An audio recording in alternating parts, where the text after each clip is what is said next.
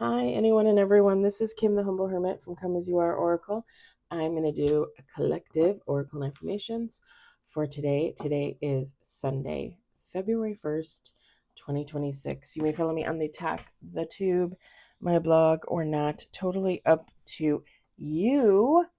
Take what resonates. It all might resonate. It's affirmations. It's messages from the litter box, the purring prophet, Mercy Morgana. Find this at ripeavocadowitch.com. So I got to rant for a second. I've been on YouTube for over 2 years now, and I started posting comedic content as I hope to move away from TikTok and just put stuff here. So, and I don't make money at TikTok, and I don't make money on YouTube. I just do this because I love it. This is what I spend my time doing. And I'm not kidding. I seriously don't make any money. So I posted some videos of The Nanny, the show The Nanny, which is a comedy show from the 90s, maybe early 2000s.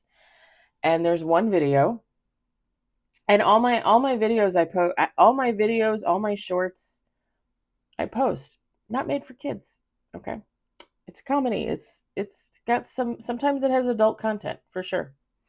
And they joke around a lot. So I got a content strike for this one video from The Nanny. And it says on there, it says if it's documentary purpose, if it's artistic related, it's okay.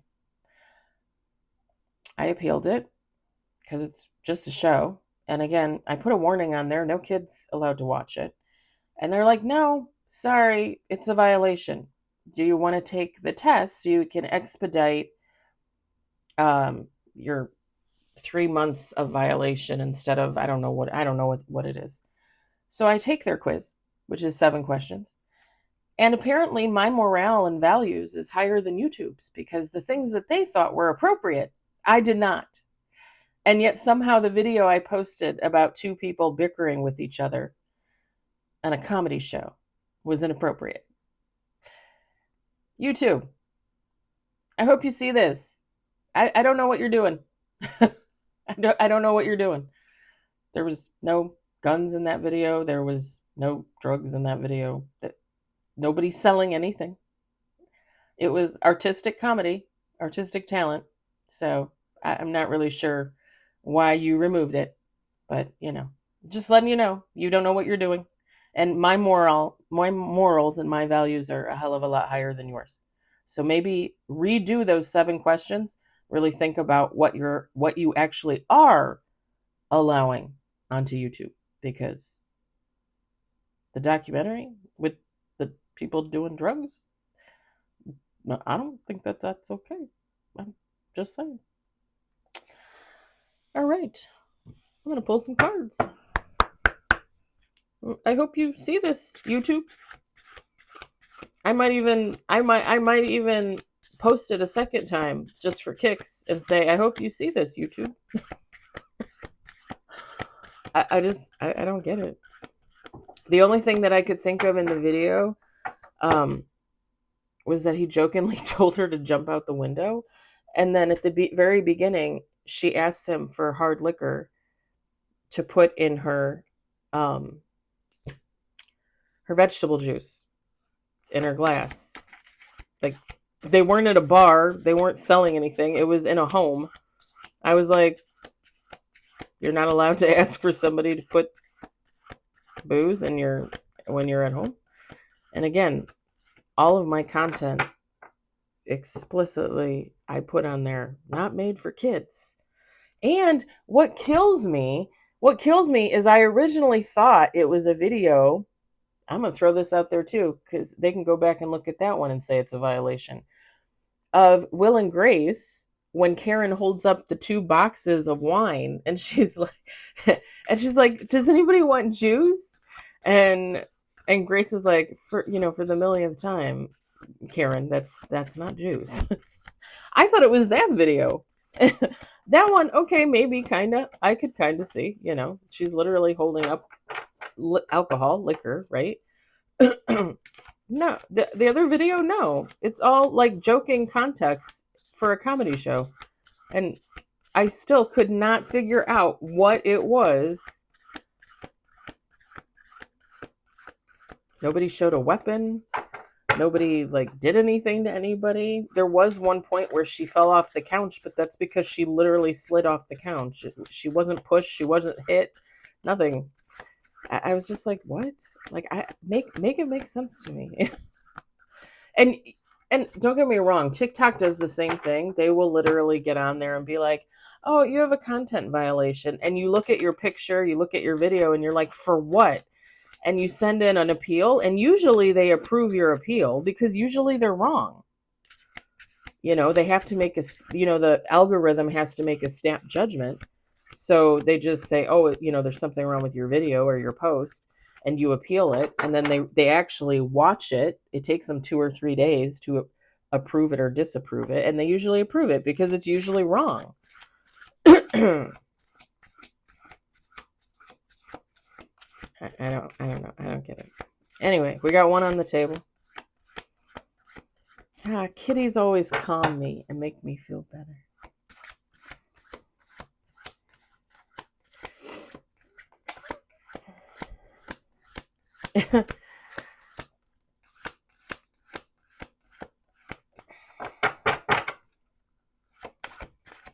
Okay, I'm going to do 2 more shuffles because, oh, okay. We got 2 on the table. Okay, one more shuffle.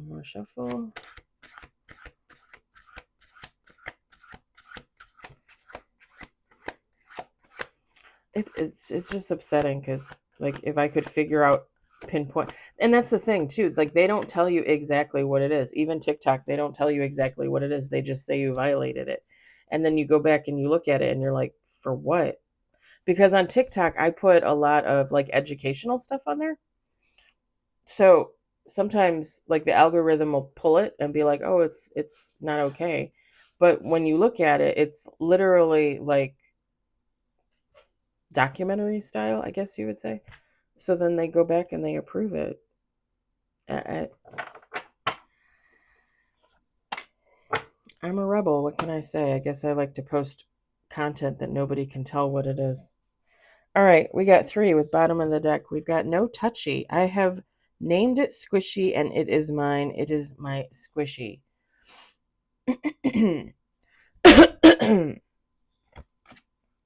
Window bird requires chirps. There is a bird outside. I must narrate my hunt. You wouldn't understand.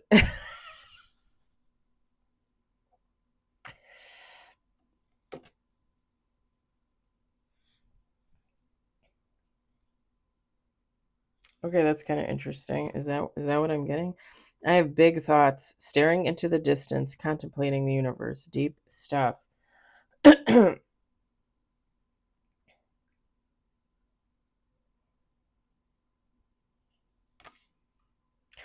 Okay, I guess this could be me with the with the no touchy card. Like, somebody doesn't want somebody to touch something. With the window bird requires chirps. There is a bird outside. I must narrate my hunt. You wouldn't understand. It's like somebody doesn't want somebody to touch their story. Maybe it's like a copycat situation.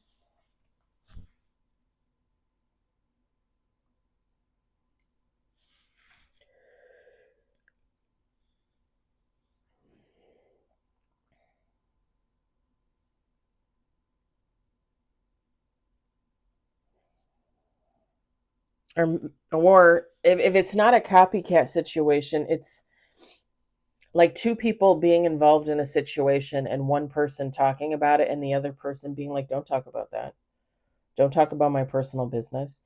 And it's like, okay, well, it's not just your personal business. If something happened between 2 people, a situation, whatever, it doesn't matter, and someone wants to talk about it, they are fully within their right to talk about something that happened to them, for them, about them, in their life. And the other person can't do a damn thing about it.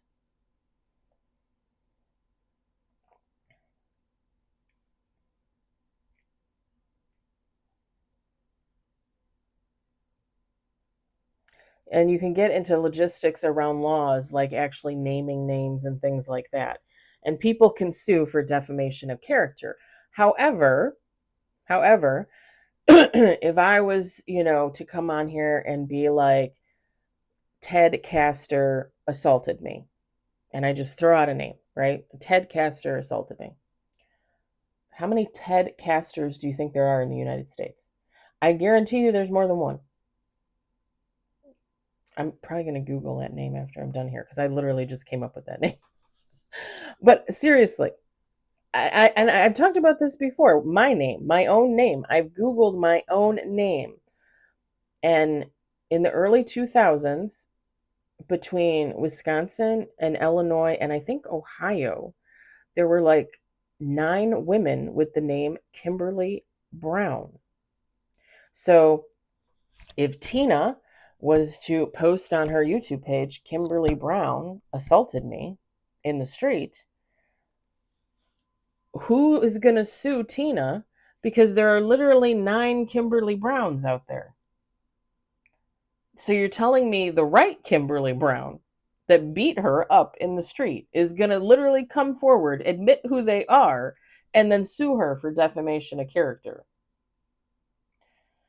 Something about somebody not either, again, either a copycat situation, or somebody not wanting somebody to talk about something, even though they're fully allowed to talk about it. If it is your life story, if it is something that happened to you, something that you were a part of, you are allowed to talk about it. Now, I've told you guys before, I don't use names. So, like when I write my book, if I have anything in there in regards to anything that happened to me, and I change the name of that person, but that person decides to come forward and says, you can't write about me in your book, I'm going to sue you. You don't think a judge is going to throw that out? Like, you literally just came forward and admitted to being the person that beat me and don't want your name out there, so you're going to sue me. You don't think a judge would throw that out? I think a judge would throw that out. Because why would you admit to that? Why would you come forward and say it's you? Nobody knows. If I don't use the name and then you come forward, like, you look like an idiot. Like, you look like you're just money hungry, right? I don't know. I don't use names. I don't use names for people from my past. I've let a name slip here or there, but usually in regards to like loving friends and family, right? Not to the people that hurt me. And trust me, I don't want to protect them. I don't. I literally don't want to protect them. But I also don't want to be sued. So I'll just refrain from saying their names. If they were to want to come forward and act like a fool, then let them come forward and act like a fool. It makes them look like a fool. It doesn't make me look like a fool. I'm going to leave it there. I hope it did not resonate. I hope you enjoyed it. I hope you were entertained. I hope you enjoyed my YouTube story. And I hope everybody has a great Sunday. I'll talk to you later. Bye.